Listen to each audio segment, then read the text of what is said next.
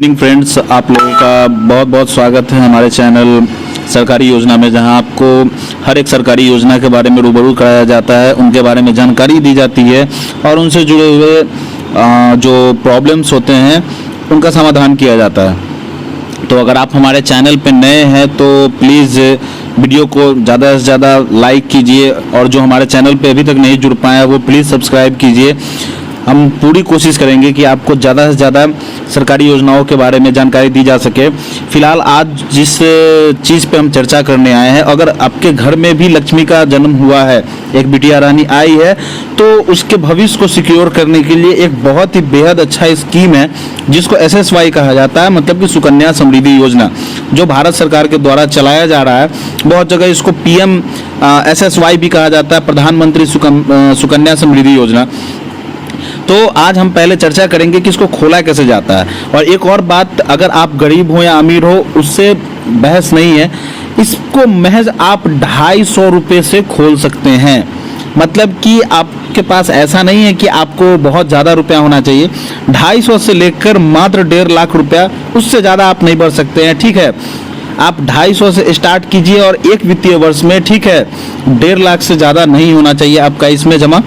ठीक है, अब आते हैं हम लोग कि इस योजना को खोलने के लिए या इस योजना का लाभ उठाने के लिए हमारे पास क्या क्या होना चाहिए। देखिए, वैसे तो इसमें डाटा में बहुत कुछ दिया हुआ है, लेकिन इस डाटा के परे में भी आपको बताता हूं कि और क्या क्या चीज़ चाहिए।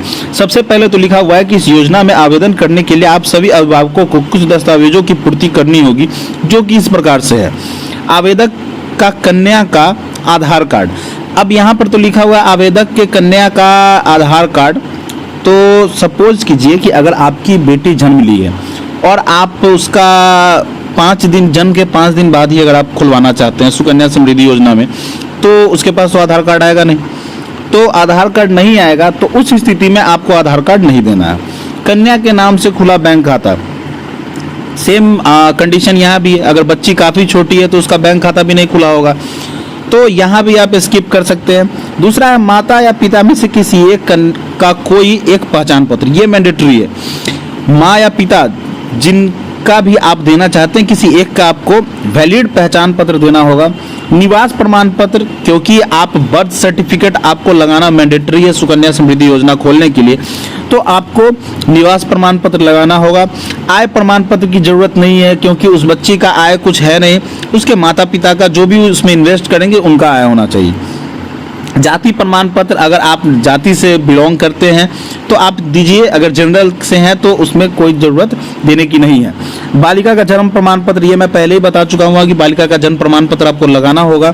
ठीक है, कन्या का पासपोर्ट साइज फोटो, ये बिल्कुल सही है। जो छोटी बच्ची है, ठीक है, उसको आप गोद में लेकर फोटो नहीं लेना है। यहाँ पर पासपोर्ट साइज फोटो होना चाहिए। आप बैठा के या लेटा के, ठीक है, जैसे भी हो, उसका पासपोर्ट साइज फोटो बनवाइए स्टूडियो में जाके। गोद में जो लेकर होता है वो आपको आंगनवाड़ी केंद्र में जो मतलब कि गर्भावस्था के दौरान और उसके बाद जो पैसा मिलता है उसके लिए फ़ोटो खिंचवाया जाता है। तो गोद में लेके इसमें फ़ोटो नहीं खिंचवाना है, इसमें पासपोर्ट साइज फ़ोटो चाहिए। ठीक है, तो ये सारे दस्तावेज आपको लगेंगे आपको सुकन्या समृद्धि योजना को खोलने के लिए। मैं बार बार बता रहा हूँ कि इसको गरीब से गरीब और अमीर से अमीर आदमी यूज कर सकता है। अपने आप कितना भी अगर आप कम कमाते हो, ठीक है, फिर भी 250 रुपये आप अपने बेटी के लिए ज़रूर बचा सकते हैं। ठीक है, अगर आप 250 रुपया बचा सकते हैं तो आप ये योजना का लाभ उठा सकते हैं। अब आते हैं हम लोग दूसरे पोस्ट की तरफ, जहां आपको स्पष्ट दिख रहा है, लिखा हुआ है सुकन्या समृद्धि योजना में इंटरेस्ट रेट में हुआ बदलाव। अभी तक फिलहाल जो 2021 से 22 सत्र जो चल रहा था, ठीक है, और 2022 से 23 सत्र जो चल रहा था, उसमें सरकार जो है वो इंटरेस्ट रेट कुछ और तय की हुई थी। ठीक है, और अब जो इंटरेस्ट रेट है उसमें सरकार ने इजाफा किया है। सरकार इजाफा इसलिए करती है, मैं एक चीज़ और बता देना चाहता हूँ कि बहुत सारे लोगों के मन में ये भ्रांति होती है कि सुकन्या समृद्धि योजना का जो ब्याज दर है वो 8% है, 10% है, 12% है। जब आप खोलने जाइएगा तो आपको बहुत सारे लोग बोलेंगे कि इसमें बहुत ज़्यादा इंटरेस्ट रेट मिलता है। ऐसा नहीं है, सरकार हर वित्तीय वर्ष में इसका इंटरेस्ट रेट जारी करती है। हर वित्तीय वर्ष में ब्याज दर जो है इसका घटता है या बढ़ता है।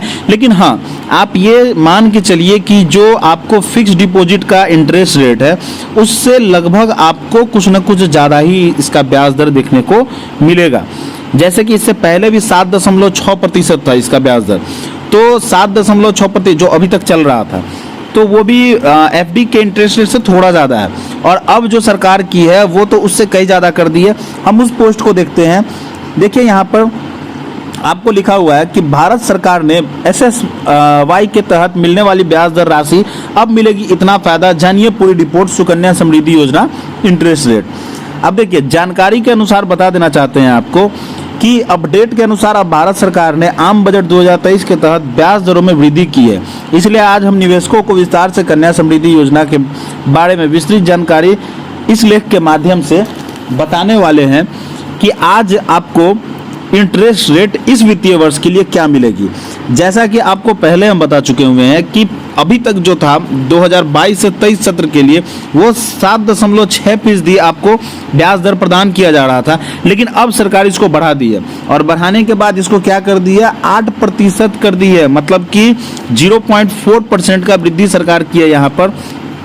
अब देखिए, यहाँ आपको एक एग्जाम्पल से समझाएं कि आपको कैसे इसमें इन्वेस्ट करना है और क्या लाभ आपको मिल सकता है।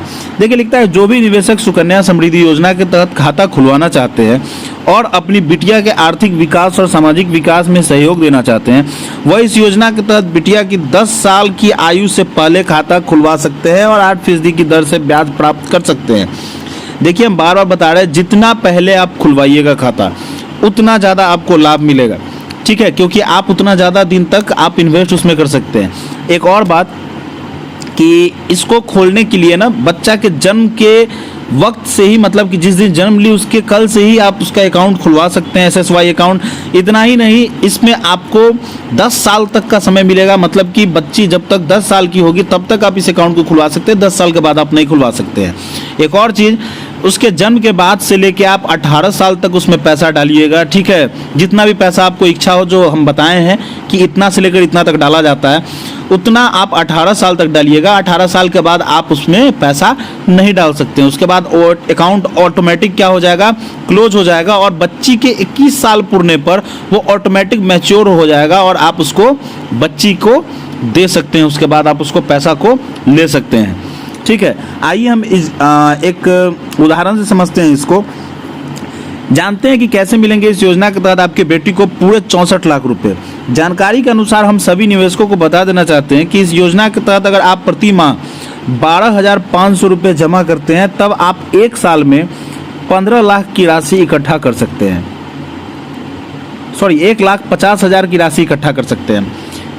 मतलब कि आप 12,500 रुपया अगर प्रति माह आप जमा कर रहे हैं तो 1,50,000 की राशि आप इकट्ठा कर सकते हैं। अगर इसी तरह से देखा जाए और आप योजना के तहत नियमित रूप से निवेश करते हैं तब आप इस योजना की अवधि पूर्ण होने तक 64 लाख रुपए की राशि आप प्राप्त कर सकते हैं। मतलब कि आप एक मोटा रकम अपने बेटी के लिए जमा कर सकते हैं, जिससे आपको उसके शादी के वक्त या उसके पढ़ाई के लिए भी आपको सोचना नहीं पड़ेगा, क्योंकि हायर एजुकेशन हम और आप जानते हैं 21 साल के बाद ही लोग लेते हैं। तो आपको उसके पढ़ाई के लिए या फिर शादी के लिए एक अच्छा खासा मोटा रकम मिल जाएगा। और उसके बाद भी अगर आप चाहते हैं उस रुपया का, तो आप उसको भी 1 साल या कुछ अवधि के लिए आप क्या कर सकते हैं, फिक्स डिपॉजिट या टर्म डिपॉजिट के रूप में जमा कर सकते हैं, ताकि आपके बेटी के लिए जो पैसा है शादी के लिए या पढ़ाई के लिए और ज़्यादा बढ़ जाए, ठीक है।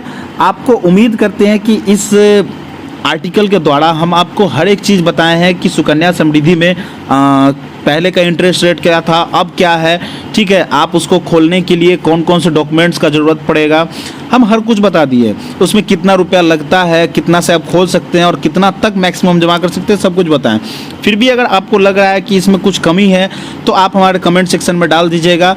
इतना ही नहीं, अगर आपको लगता है कि उसके फॉर्म को भरने में कोई प्रॉब्लम आ रहा है तो आप ज़रूर कमेंट सेक्शन में लिखिएगा, हम उस पर एक अलग से वीडियो बनाएंगे। फिर भी अगर आपको लग रहा है कि कुछ कमी आई है तो एक बार प्लीज़ कमेंट सेक्शन में डालिएगा, क्योंकि हमारा चैनल नया है तो हम खास करके इस पे जोर डालेंगे कि चीज़ों को सही ज़्यादा किया जाए। अगर आप हमारे चैनल पे नए हैं तो प्लीज़ लोगों को सजेस्ट कीजिए सब्सक्राइब करने के लिए। प्लीज़ सब्सक्राइब कीजिए और वीडियोज़ को लाइक कीजिए और शेयर कीजिए। तब तक के लिए आप लोगों से विदा लेता हूँ।